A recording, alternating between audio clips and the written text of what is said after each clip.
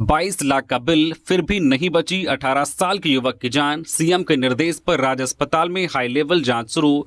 पैर के फ्रैक्चर के इलाज के लिए अस्पताल में भर्ती हुए 18 वर्षीय युवक की मौत और इलाज के नाम पर करीब 22 लाख रुपए का बिल वसूलने के आरोप ने पूरे झारखंड में हड़कंप मचा दिया है।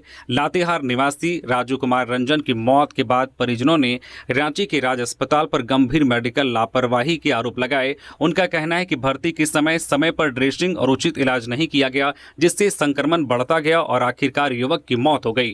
घटना के बाद अस्पताल परिसर में परिजनों ने जमकर हंगामा किया, जबकि मौत के कारणों की पुष्टि के लिए शव का पोस्टमार्टम रिम्स में कराया गया। मामला सोशल मीडिया पर सामने आने के बाद मुख्यमंत्री हेमंत सोरेन ने तत्काल संज्ञान लेते हुए निष्पक्ष जांच के निर्देश दिए। शनिवार को मुख्यमंत्री के निर्देश पर जिला प्रशासन की हाई लेवल जांच टीम राज्य अस्पताल पहुंची। परियोजना पदाधिकारी मनीषा त्रिकी के नेतृत्व में टीम ने मरीज की केस हिस्ट्री, इलाज से जुड़े रिकॉर्ड, बिलिंग दस्तावेज, आईसीयू रिकॉर्ड और सीसीटीवी फुटेज की जांच शुरू कर दी। जांच टीम अस्पताल प्रबंधन, डॉक्टरों और ड्यूटी पर मौजूद कर्मचारियों से भी पूछताछ कर रही है। प्रशासन का कहना है कि यदि जांच में मेडिकल लापरवाही, गलत बिलिंग या किसी भी प्रकार की अनियमितता की पुष्टि होती है तो अस्पताल प्रबंधन और संबंधित लोगों के खिलाफ एफआईआर सहित कड़ी कानूनी कार्रवाई की जाएगी। फिलहाल पूरे मामले की जांच जारी है। आज झमाझम बरसेंगे बादल, कई जिलों में भारी बारिश का अलर्ट। पूरे राज्य में बदलेगा मौसम का मिजाज। झारखंड में एक बार फिर मौसम पूरी तरह से करवट लेने वाला है। पिछले कुछ दिनों से कमजोर पड़े मानसून के बाद अब बारिश की गतिविधियां तेज होने के संकेत है। शनिवार को राज्य के कई हिस्सों में हुई बारिश से लोगों को उमस भरी गर्मी से राहत मिली, जबकि अब मौसम विभाग ने अगले कई दिनों तक बारिश का दौर जारी रहने का पूर्व अनुमान जताया है। ऐसे में राजधानी रांची समेत अधिकांश जिलों में आसमान में बादल छाए रहेंगे और मौसम सुहावना बना रहेगा। मौसम विभाग के अनुसार रविवार यानी कि आज 5 जुलाई को लातेहार, पलामू, चतरा और गढ़वा जिलों में भारी बारिश की संभावना है। वहीं रांची, रामगढ़, लातेहार, खुंटी, गुमला, सिमडेगा, पश्चिमी सिंहभूम और आसपास के इलाकों के लिए येलो अलर्ट जारी किया गया है। इसके अलावा झारखंड के अन्य सभी जिलों में भी हल्की से मध्यम बारिश, गरज चमक और वज्रपात की संभावना बनी रहेगी। मौसम विभाग के मुताबिक 6 से 8 जुलाई तक भी राज्य के अधिकांश हिस्सों में बारिश का सिलसिला जारी रहेगा। इस दौरान 40 से 50 किलोमीटर प्रति घंटे की रफ्तार से तेज हवाएं चल सकती हैं। लोगों को खराब मौसम के दौरान सतर्क रहने और वज्रपात के समय खुले स्थानों से दूर रहने की सलाह दी गई है। हजारीबाग में जंगली मशरूम खाने से दर्जनों बीमार, फूड पॉइजनिंग का शिकार हुए कई परिवार, अस्पतालों में इलाज जारी। हजारीबाग जिले के इचाक प्रखंड के देवकुली, बरकाखुर्द और आसपास के गांव में जंगली मशरूम खाने से 2 से 3 परिवारों के दर्जनों लोग फूड पॉइजनिंग का शिकार हो गए। ग्रामीण जंगल से लाए गए जंगली मशरूम यानी कि खुखड़ी की सब्जी बनाकर खाई थी, जिसके कुछ ही देर बाद कई लोगों को उल्टी, दस्त, तेज पेट दर्द, चक्कर और अत्यधिक कमजोरी की शिकायत होने लगी। सभी बीमारों को तत्काल शेख भिखारी मेडिकल कॉलेज अस्पताल सहित विभिन्न निजी अस्पतालों में भर्ती कराया गया, जहां उनका इलाज जारी है। चिकित्सकों के अनुसार समय पर अस्पताल पहुंचने से मरीजों की स्थिति फिलहाल नियंत्रण में है। घटना के बाद खाद्य सुरक्षा विभाग अलर्ट हो गया है। खाद्य सुरक्षा पदाधिकारी अमरीश पांडे ने लोगों से बिना सही पहचान किए जंगल से लाए गए किसी भी मशरूम का सेवन नहीं करने की अपील की है। स्वास्थ्य विशेषज्ञों ने भी चेतावनी दी है कि बरसात के मौसम में विषैले मशरूम जानलेवा साबित हो सकते हैं। यदि मशरूम खाने के बाद उल्टी, दस्त, पेट दर्द या अन्य असामान्य लक्षण दिखाई दे तो तुरंत घरेलू उपचार करने के बजाय तुरंत अस्पताल पहुंचकर चिकित्सकीय सलाह लेनी चाहिए। बड़कागांव में अवैध कोयला खदान की चाल धसी, 2 मजदूरों की मौत।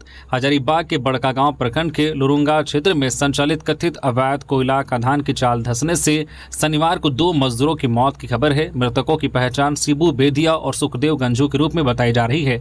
स्थानीय लोगों का आरोप है कि हादसे के बाद मामले को दबाने और शवों को गुपचुप तरीके से हटाने की कोशिश की गई। हालांकि प्रशासन की ओर से अब तक इस घटना की आधिकारिक पुष्टि नहीं की गई है। बड़कागांव थाना पुलिस ने बताया है कि लुरुंगा क्षेत्र ओपी के अधिकार क्षेत्र में आता है।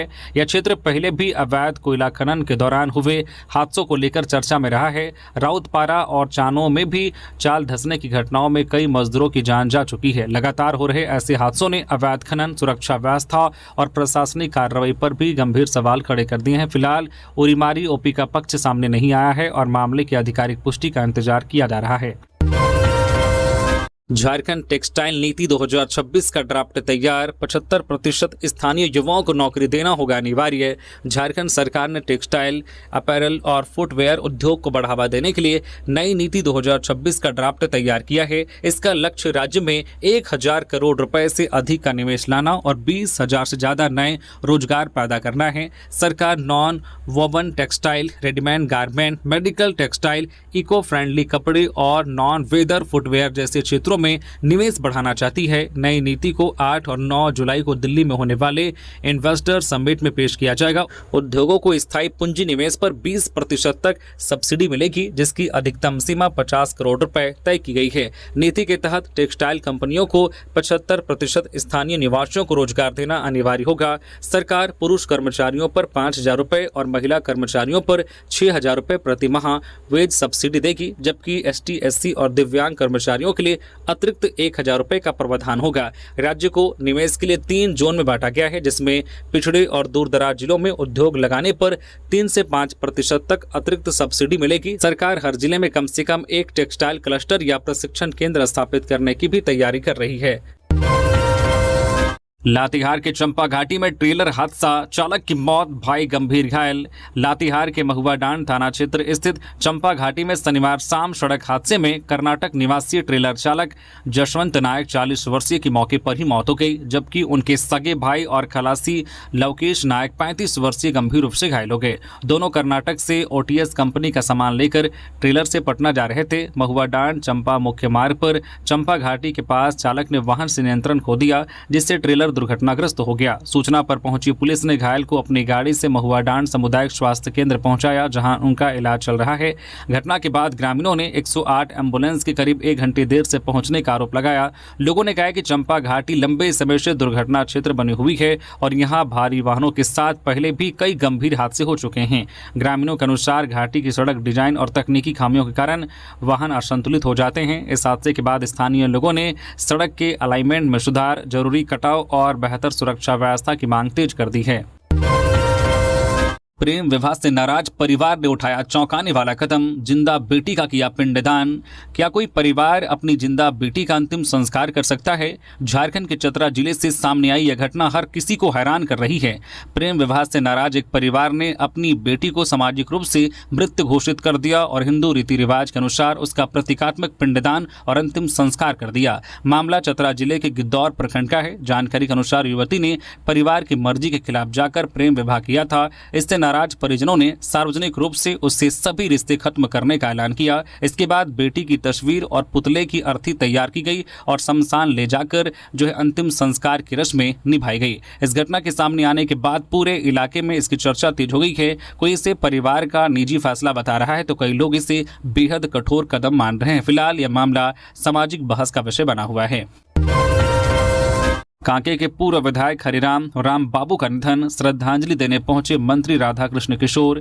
कांके विधानसभा क्षेत्र के पूर्व विधायक और झारखंड प्रदेश कांग्रेस के पूर्व उपाध्यक्ष हरिराम बाबू उर्फ राम बाबू का निधन हो गया। वे लंबे समय से अस्वस्थ थे और रांची के एक निजी अस्पताल में उनका इलाज चल रहा था। उनके निधन से कांग्रेस कार्यकर्ताओं और समर्थकों में शोक की लहर है। शनिवार को राज्य के वित्त, वाणिज्यकर, योजना एवं विकास तथा संसदीय कार्य मंत्री राधाकृष्ण किशोर उनके आवास पहुंचे और दिवंगत नेता को श्रद्धांजलि अर्पित की। मंत्री राधाकृष्ण किशोर ने शोक संतप्त परिजनों से मुलाकात कर संवेदनाएं व्यक्त की और कहा कि राम बाबू का निधन कांग्रेस परिवार के लिए अपूरणीय क्षति है। उन्होंने कहा कि राम बाबू ने अपना पूरा जीवन संगठन को मजबूत करने, कार्यकर्ताओं का मार्गदर्शन करने और जनसेवा के लिए समर्पित किया। इस दौरान झारखंड प्रदेश कांग्रेस कमेटी के महासचिव शशि भूषण राय समेत कई कांग्रेस नेता और कार्यकर्ता भी मौजूद रहे।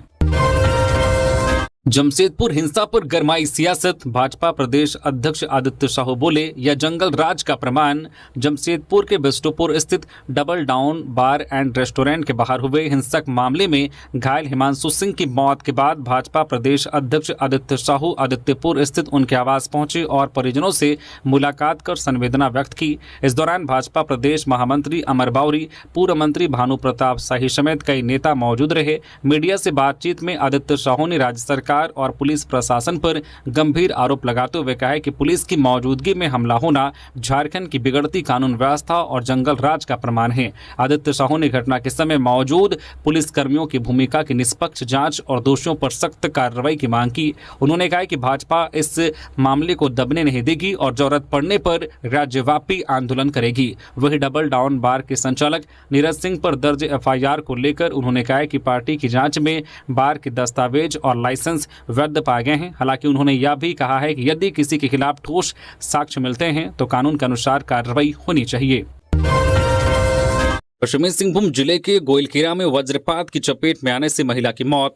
पश्चिमी सिंहभूम जिले के गोइलकेरा प्रखंड के कदमडीहा पंचायत के छोटा कुईड़ा गांव में शनिवार को वज्रपात की चपेट में आने से एक महिला की मौत हो गई। बताया जाता है कि छोटा कुईड़ा गांव निवासी 42 वर्षीय रोयबारी हेमरम शनिवार दोपहर खेत में काम कर रही थी। इसी दौरान अचानक तेज बारिश हो गई।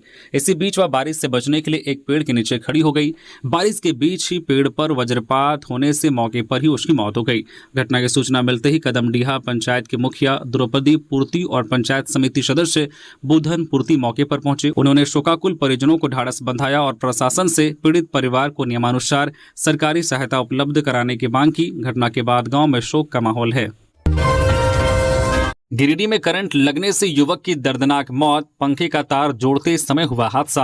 गिरिडीह के बेंगाबाद थाना क्षेत्र के तेलोनारी गांव में शनिवार को एक दर्दनाक हादसे में 28 वर्षीय जमरुद्दीन अंसारी की मौत हो गई। बताया जा रहा है कि वह अपने घर में पंखे का बिजली कनेक्शन जोड़ रहा था। इसी दौरान वह करंट की चपेट में आ गया और जोरदार झटका लगने से नीचे गिर पड़ा। गिरने के कारण उसके सिर में भी गंभीर चोट आई। परिजन और स्थानीय लोग उसे तुरंत गिरिडीह सदर अस्पताल लेकर पहुंचे, जहां डॉक्टरों ने उसे मृत घोषित कर दिया। मृतक जमरुद्दीन अंसारी परिवार का इकलौता कमाऊ सदस्य था।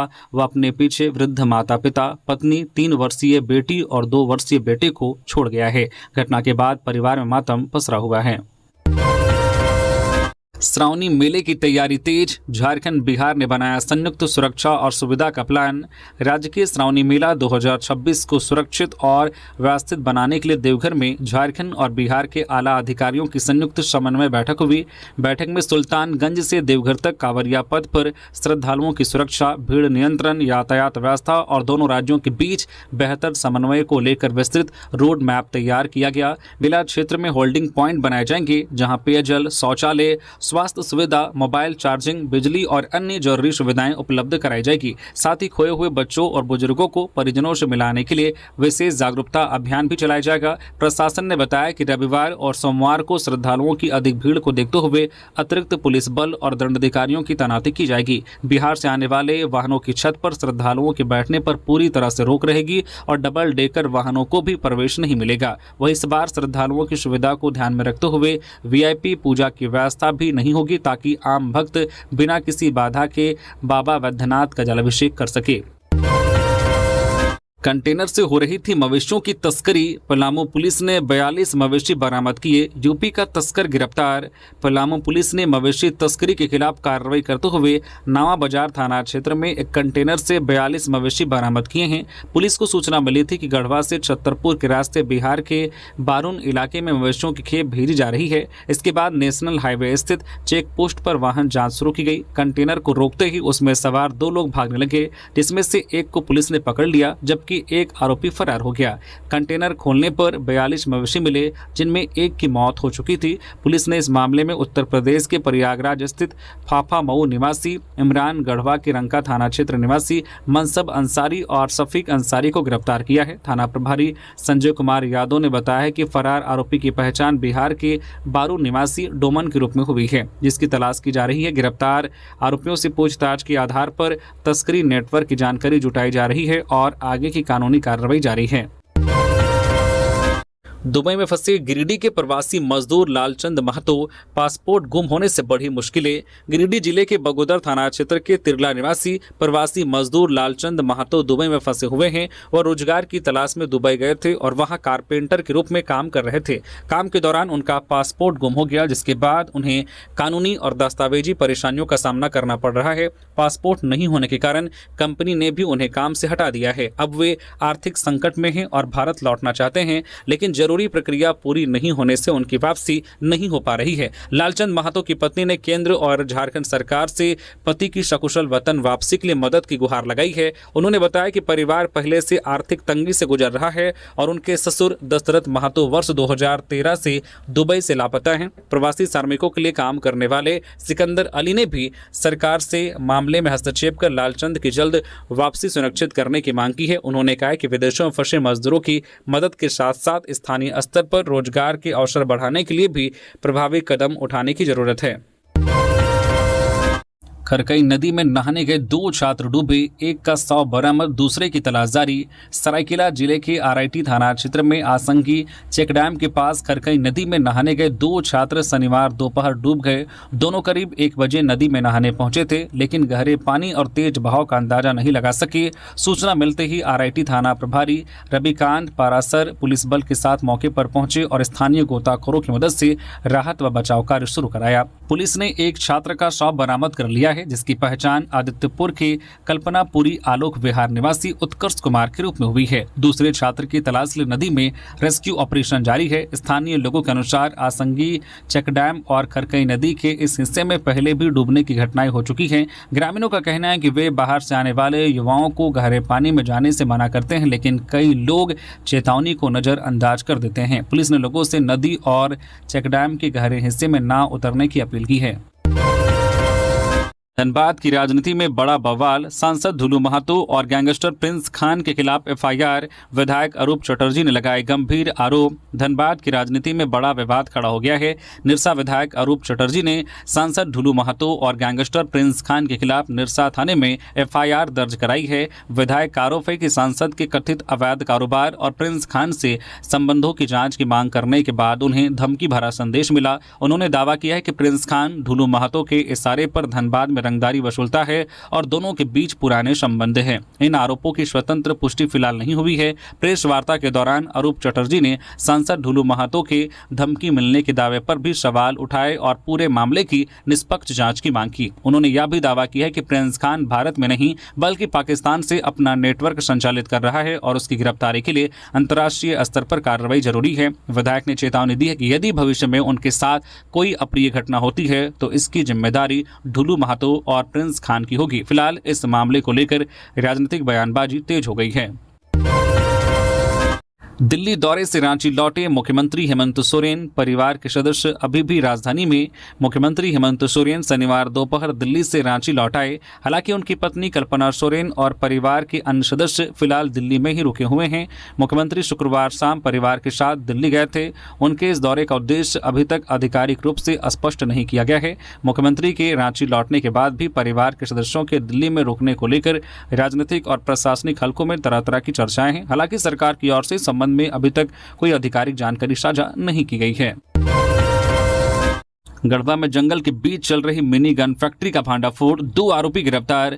गढ़वा पुलिस ने गुप्त सूचना के आधार पर बरडीहा थाना क्षेत्र के लेवाटाड़ गांव के जंगल में चल रही अवैध मिनी गन फैक्ट्री का भांडाफोड़ किया है। गढ़वा एसपी आशुतोष शेखर को सूचना मिली थी कि आर्म्स एक्ट का एक आरोपी जेल से बाहर आने के बाद फिर से अवैध हथियार बनाने और बेचने के काम में जुटा है। सूचना के बाद एसपी के निर्देश पर गढ़वा एसडीपीओ दिल्लू लोहरा और बरडीहा थाना प्रभारी के नेतृत्व में विशेष टीम गठित कर छापेमारी की गई। पुलिस ने पहले हथियार निर्माण के आरोपी संजय विश्वकर्मा को गिरफ्तार किया, जिसके बाद पूछताछ में कई अहम जानकारियां सामने आई। संजय विश्वकर्मा की निशानदेही पर पुलिस ने चंदू उरांव को भी गिरफ्तार किया, जिस पर तैयार हथियारों की बिक्री करने का आरोप है। इसके बाद पुलिस टीम ने तेवाटाड़ गांव के जंगल में छापेमारी कर उस ठिकाने का पता लगाया जहां चोरी छिपे हथियार तैयार किए जा रहे थे। मौके से 2 देशी कट्टा, 1 तैयार अवैध हथियार और हथियार बनाने में इस्तेमाल होने वाले करीब 15 उपकरण बरामद किए गए हैं। पुलिस के अनुसार दोनों आरोपी अवैध हथियार बनाने और बेचने के नेटवर्क से जुड़े थे। गिरफ्तार दोनों आरोपियों को न्यायिक हिरासत में भेज दिया गया है। मानसून की सुस्ती से पाकुड़ के किसान चिंतित, धान रोपाई के लिए बारिश का इंतजार।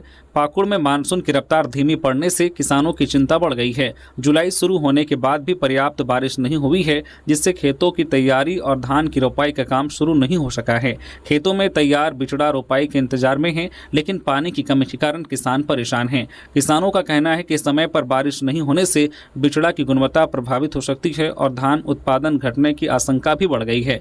जिला कृषि पदाधिकारी जिलाधिकारी मृत्युंजय कुमार ने कहा है कि कम बारिश की स्थिति में किसानों को गोष्ठियों और प्रचार के माध्यम से सलाह दी जा रही है कि धान के अलावा कम पानी वाली फसलों पर भी ध्यान दें, खासकर मध्यम और ऊंची जमीन पर। कृषि विभाग किसानों को बीज भी उपलब्ध करा रहा है। उन्होंने बताया कि अगले 10 से 15 दिनों में जो बारिश होने की संभावना है और पर्याप्त बारिश होने पर किसान धान रोपाई शुरू कर सकते हैं। विभाग जो है सरकारी योजनाओं का लाभ किसानों तक पहुंचाने के लिए लगातार काम कर रहा है।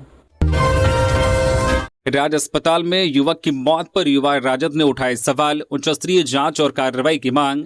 रांची के राज्य अस्पताल में इलाज के दौरान लातेहार निवासी 18 वर्षीय राजू कुमार रंजन की मौत के मामले में युवा राजद ने गंभीर सवाल उठाए हैं। पार्टी के प्रदेश अध्यक्ष रंजन कुमार यादव ने कहा कि सड़क दुर्घटना में घायल राजू का अस्पताल में इलाज चल रहा था और परिजनों के अनुसार इलाज पर करीब 18 लाख रुपए खर्च हुए। आरोप है कि ऑपरेशन के बाद संक्रमण बढ़ता गया, बाद में पैर काटना पड़ा और अंततः युवक की मौत हो गई। युवा राजद ने इसे कथित चिकित्सीय लापरवाही का मामला बताते हुए उच्च स्तरीय व निष्पक्ष जांच की मांग की है। युवा राजद ने स्वास्थ्य मंत्री इरफान अंसारी के नाम ज्ञापन सौंपकर दोषी डॉक्टरों और अस्पताल प्रबंधन पर कानूनी कार्रवाई, अस्पताल का लाइसेंस रद्द करने, पीड़ित परिवार को मुआवजा देने तथा निजी अस्पतालों की नियमित जांच की मांग की है। पार्टी ने मुख्यमंत्री हेमंत सोरेन और स्वास्थ्य मंत्री द्वारा मामले में संज्ञान लेकर जांच के निर्देश देने का स्वागत किया है, लेकिन कहा है कि जांच पारदर्शी और समयबद्ध होनी चाहिए। जांच रिपोर्ट आने के बाद ही इलाज में लापरवाही और अन्य आरोपों की स्थिति स्पष्ट हो सकेगी।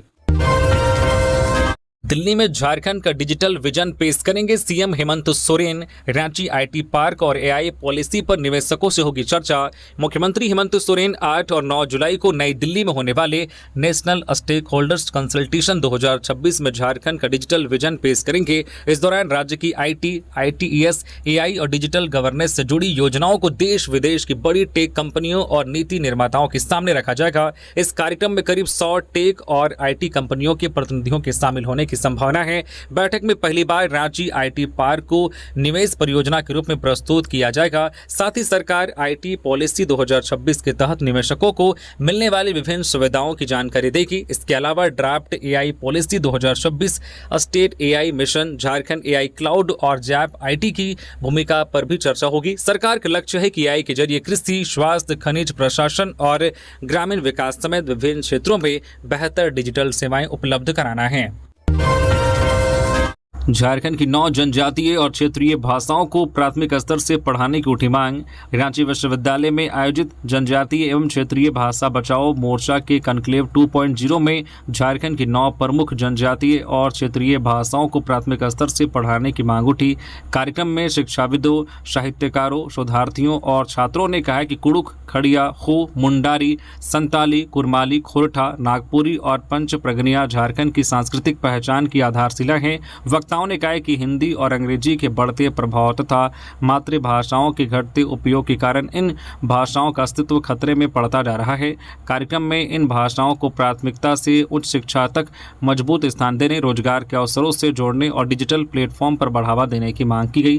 रांची विश्वविद्यालय के कुलपति डॉक्टर सरोज शर्मा ने कहा कि विश्वविद्यालय में इन 9 भाषाओं की पढ़ाई पहले से हो रही है और इन्हें राष्ट्रीय व अंतर्राष्ट्रीय स्तर तक पहुंचाने के लिए नए सर्टिफिकेट कोर्स शुरू किए जाएंगे। साथ ही उन्होंने प्राथमिक विद्यालयों में भी इन भाषाओं की पढ़ाई शुरू करने पर जोर दिया।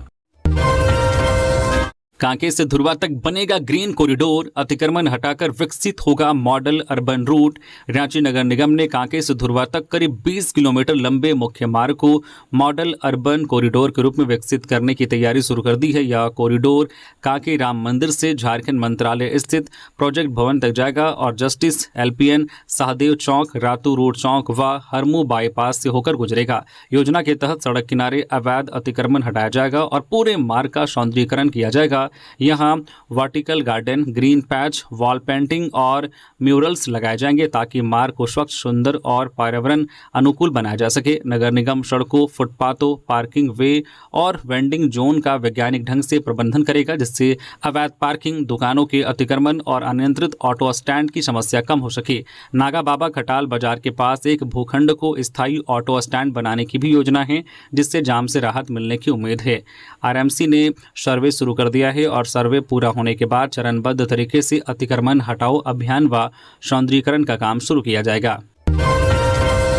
डॉक्टर आशा लकड़ा 6 जुलाई को रिम्स 2 भूमि विवाद समेत 14 मामलों की करेंगी सुनवाई। राष्ट्रीय अनुसूचित जनजाति आयोग की सदस्य डॉक्टर आशा लकड़ा 6 जुलाई को रांची के न्यू सर्किट हाउस में जामताड़ा, हजारीबाग और रांची जिले से जुड़े 14 मामलों की सुनवाई करेगी। प्रमुख मामलों में कांके के नगरी में प्रस्तावित रिम्स 2 निर्माण को लेकर उपजाऊ कृषि भूमि अधिग्रहण का विवाद शामिल है। शिकायतकर्ता ने आयोग से ग्रामीणों के हितों की रक्षा करने और भूमि अधिग्रहण पर रोक लगाने की मांग की है। इसके अलावा टाटी सिलवे में आदिवासी जमीन पर दखल, बेड़ो में सरना पूजा भूमि की कथित बिक्री, नामकुम में लोहरा जनजाति की जमीन बिक्री और ओरमांझी में पुश्तैनी जमीन पर कब्जा के मामलों पर भी सुनवाई होगी। आयोग जामताड़ा में 1932 के खतियान वाली जमीन पर कथित कब्जा, गढ़वा में आदिवासी जमीन अधिग्रहण, पलामू में आंगनबाड़ी केंद्रों के पुनर्गठन और जनजातीय गाँव में मूलभूत सुविधाओं की कमी जैसे मुद्दों पर भी विचार करेगा। हजारीबाग में Karnpura mining syndicate, NCDC, CCL और आउटसोर्सिंग कंपनियों द्वारा अधिग्रहित जमीन के बदले रैयतों को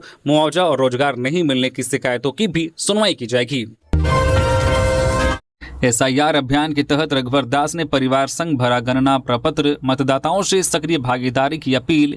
भारतीय निर्वाचन आयोग के विशेष गहन पुनरीक्षण SIR अभियान के तहत झारखंड के पूर्व मुख्यमंत्री रघुवर दास ने शनिवार को अपने परिवार के साथ गणना प्रपत्र भरकर जमा किया। उनकी पत्नी रुक्मिणी देवी, पुत्र ललित दास और पुत्र वधु व जमशेदपुर पूर्वी की विधायक पूर्णिमा साहू ने भी अपने अपने प्रपत्र जमा किए। इस दौरान जमशेदपुर पूर्वी विधानसभा के रिटर्निंग ऑफिसर शाह धालबुम अनुमंडल पदाधिकारी अर्नव मिश्रा, जो AIRO अनिल टूटी और BLO रमीला महानंद मौजूद रहे। रघुवर दास ने कहा कि विशेष गहन पुनरीक्षण अभियान मतदाता सूची को शुद्ध, पारदर्शी और त्रुटि रहित बनाने की दिशा में अहम पहल है। उन्होंने सभी मतदाताओं से समय पर गणना प्रपत्र भरकर BLO को सहयोग करने की अपील की है। उन्होंने कहा कि अभियान के दौरान यह सुनिश्चित होना चाहिए कि किसी भी वैध मतदाता का नाम सूची से ना छूटे और किसी अवैध व्यक्ति का नाम मतदाता सूची में ना जुटे।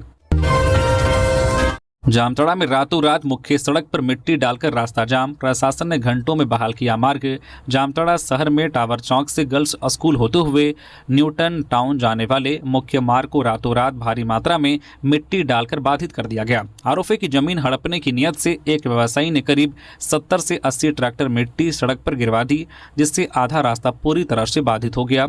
सुबह लोगों को इसकी जानकारी मिली तो इलाके में हड़कंप मच गया और राहगीरों के साथ साथ स्कूली छात्राओं को भी आवागमन में परेशानी हुई। शिकायत मिलते ही अंचलाधिकारी अवेश्वर मुर्मू, नगर पंचायत की कार्यपालक पदाधिकारी सोमा खंडेल और थाना प्रभारी मनोज कुमार महतो पुलिस बल के साथ मौके पर पहुंचे।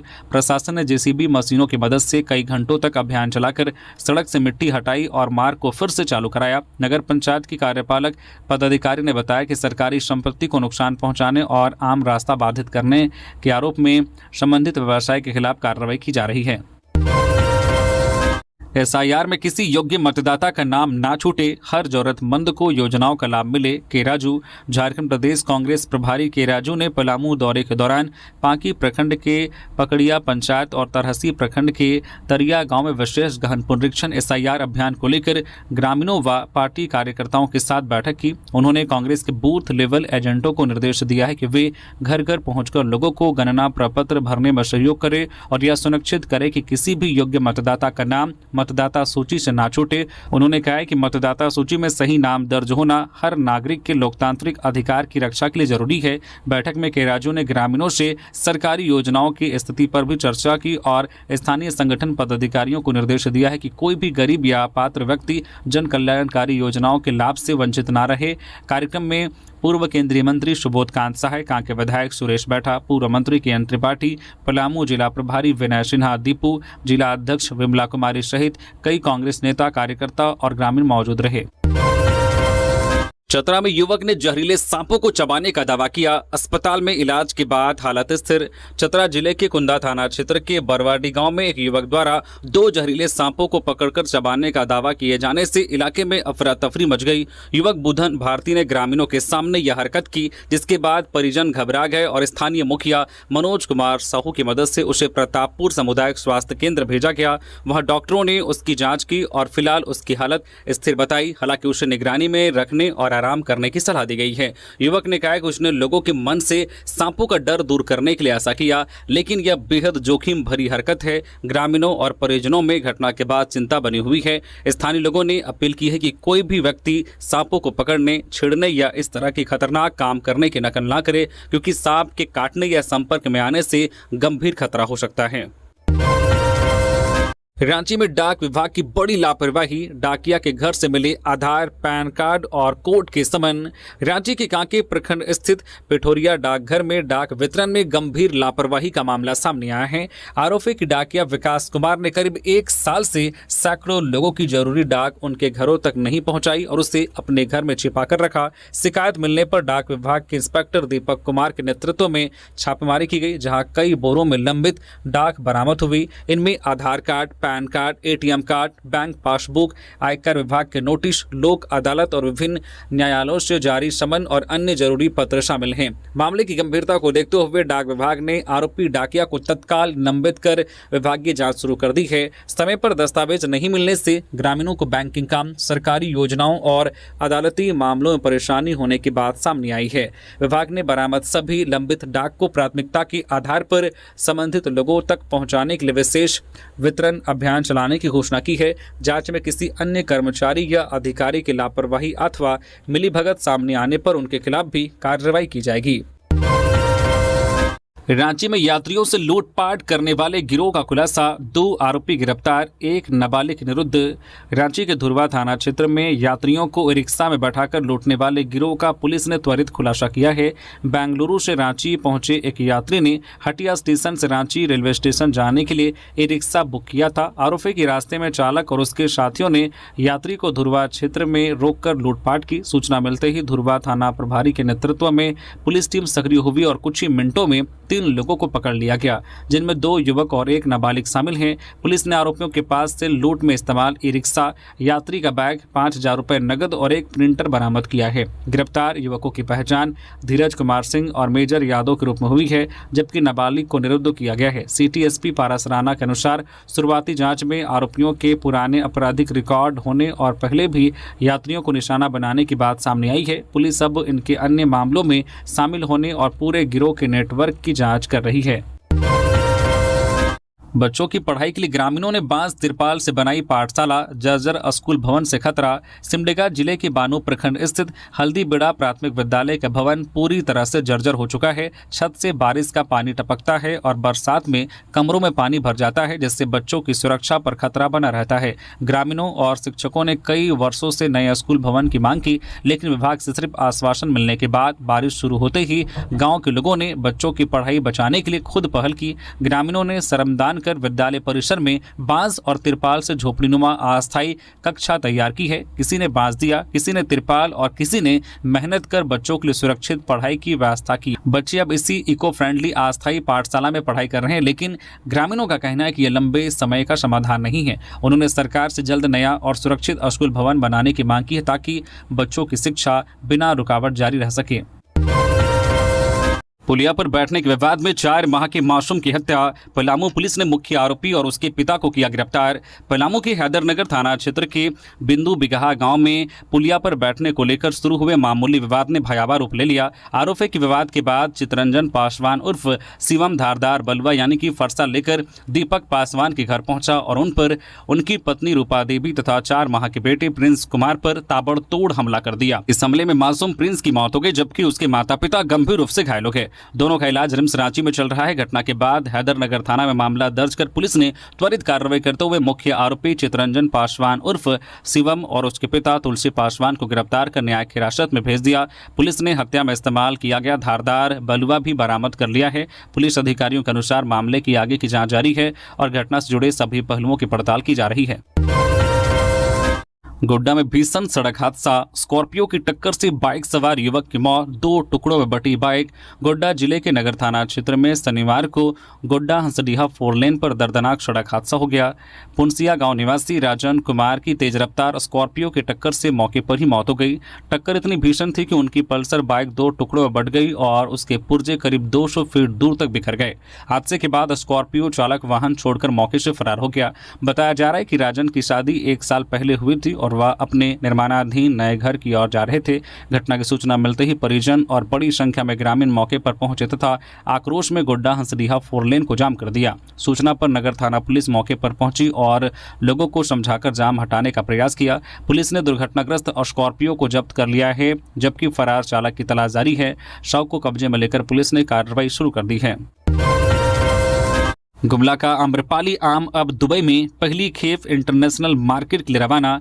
झारखंड के गुमला में उगाए गए आम्रपाली आम ने अब इंटरनेशनल मार्केट में अपनी पहचान बना ली है। जिला प्रशासन, JSLPS और APEDA के सहयोग से करीब 1 मैट्रिक टन उच्च गुणवत्ता वाले आमों की पहली खेप दुबई के लिए रवाना की है। उपायुक्त दिलेश्वर महातो समेत अन्य अधिकारियों ने हरी झंडी दिखाकर खेप को रवाना किया। इस निर्यात में गुमला रायडी कृषि उत्पादक company limited, JMVM Baghima Palkot उत्पादक कंपनी लिमिटेड और fair export India private limited की अहम भूमिका रही है। प्रशासन का कहना है कि इस पहल से स्थानीय किसानों को अंतर्राष्ट्रीय बाजार मिलेगा, उनकी आय बढ़ेगी और ग्रामीण अर्थव्यवस्था को नई मजबूती